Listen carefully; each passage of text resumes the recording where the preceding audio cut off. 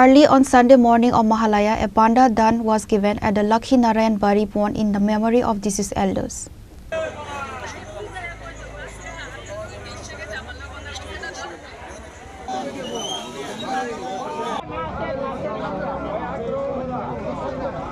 On the occasion of Mahalaya, ritual charities are being performed at various places.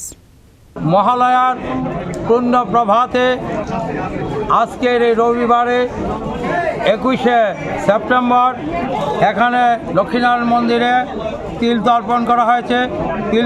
তিল তর্পণ আর শুরু হয় মূলত ভাদ্র মাসের প্রতিপতি থেকে চলে এই মহালয়ার অমাবস্যা পর্যন্ত।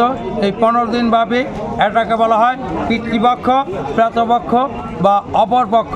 এই সময় আমাদের পূর্বপুরুষগণ মর্ত্যলোকে নেমে আসেন এবং তারা জলের প্রত্যাশা করেন। মহাভারতের যুদ্ধের পর কর্ণের স্বর্গে যখন গিয়েছিলেন তখন তাকে খাদ্য হিসাবে সোনার রূপা দেওয়া হয়েছিল। তখন তিনি বললেন, আমি তো অনেক দান করেছি, তবে আমাকে কেন সোনার রূপা দেওয়া হবে?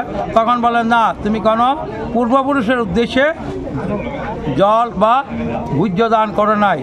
তখন মর্ত্যলোকে আবার ইন্দ্র কর্ণকে পাঠালেন এবং তিনি দানাদিক কার্যের মাধ্যমে এই পিতৃলোক বা মহালয়ার সৃষ্টি করলেন।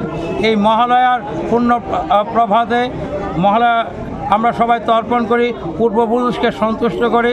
আমাদের শাস্ত্রে বর্ণিত আছে, যদি পিতৃপুরুষগণ জল না পায় তবে তার সন্তানগণের রক্তপান করেন।